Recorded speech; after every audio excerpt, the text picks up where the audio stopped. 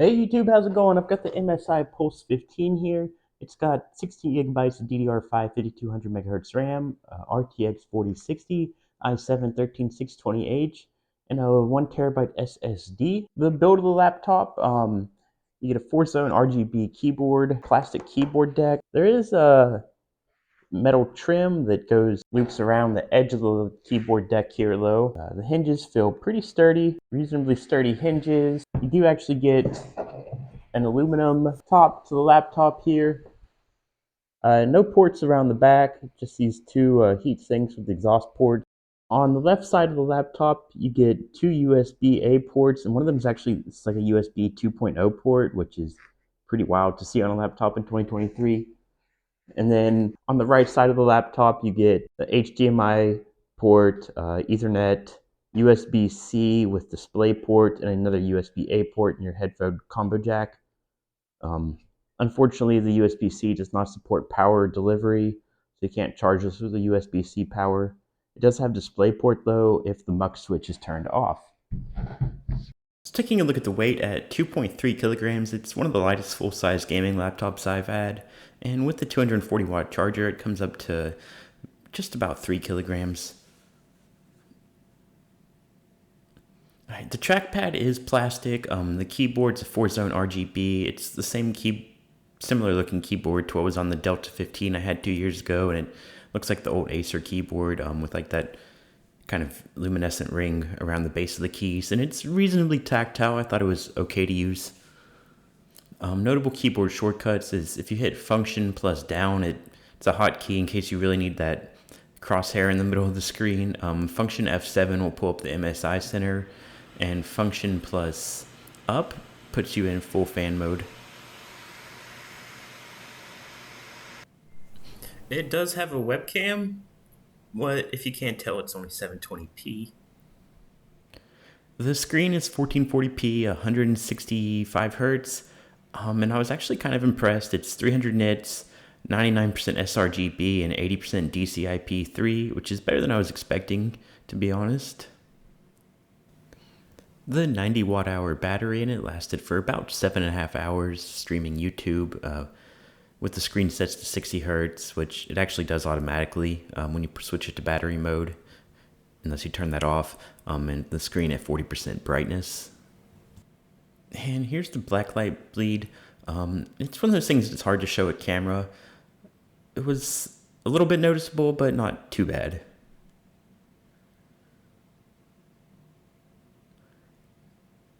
Taking a look at the MSI Center, it's definitely, I think, a strong point of MSI laptops. I like their user control center. It's pretty straightforward, not as flashy as some of the others, but pretty expansive as far as your options and stuff. So obviously you can go in, you can adjust different keyboard effects for your RGB keyboard.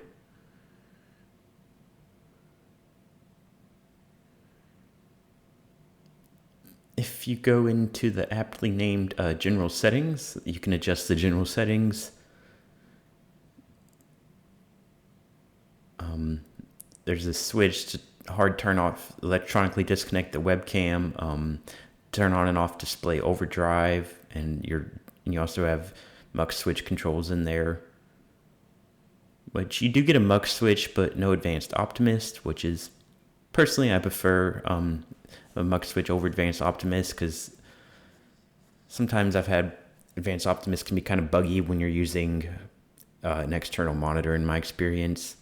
If you go into you have your different performance profiles, and you can set custom fan curves, although it's just kind of arbitrary.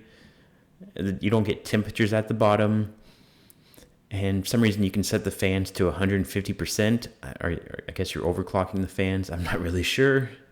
Running a Cinebench multi-core test for 20 minutes. The CPU is averaging 90 watts and averaging 83 degrees Celsius, which is pretty good.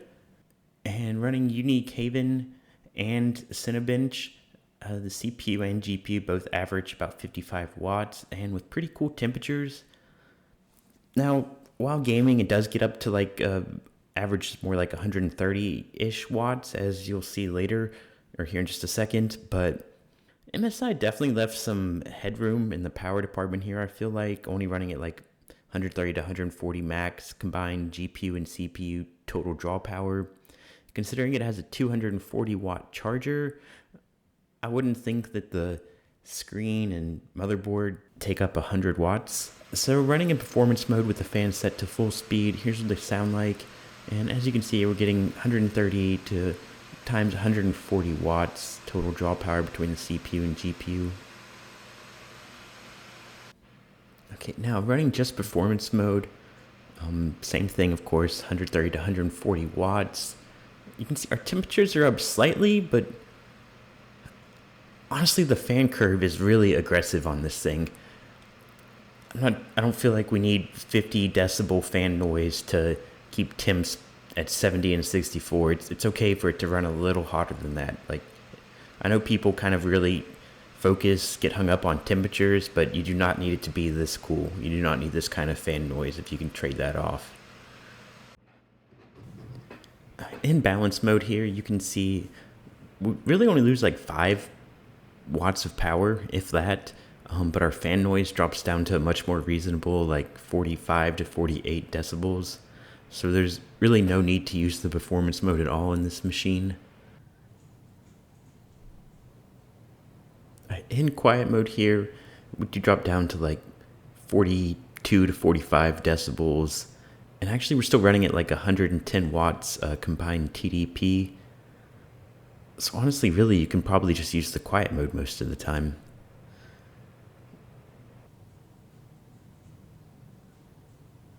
In Cinebench R23, while technically being an i7, the 13620H is outperformed by the 12700H from last generation by a good bit, especially in multi-core.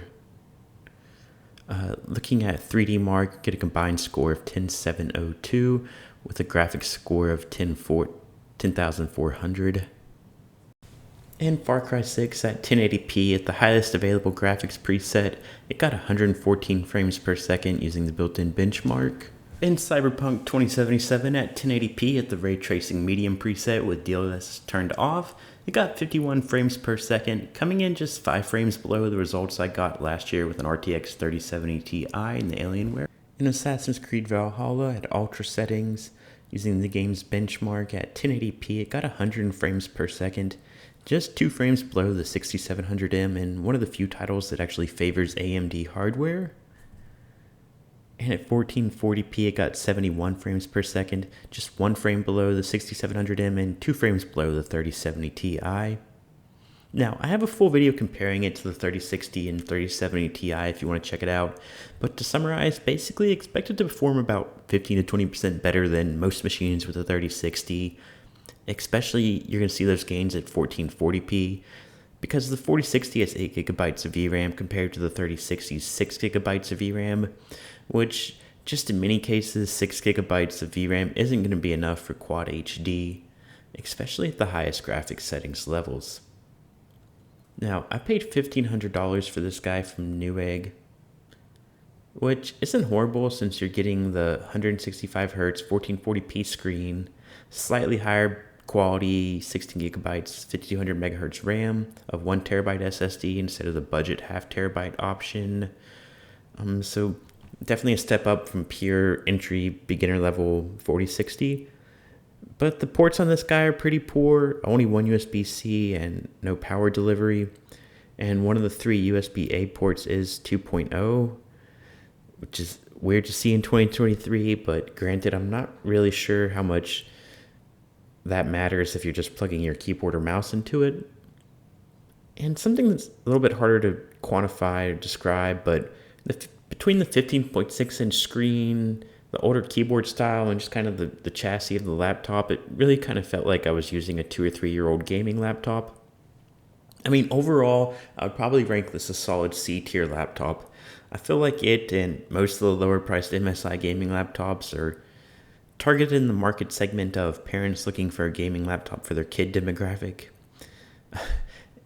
Now, if I had $1,500 and I needed a gaming laptop right now in Q2 of 2023, I would definitely look at a 3070 Ti laptop from 2022, like this Legion 5 Pro, that's going to outperform generally and overall be a more premium laptop than about anything you're going to spend similar money on that has a 4060 or some other 3070 Ti option even. That's all I got. If you have any questions, put them down below, and thanks for watching.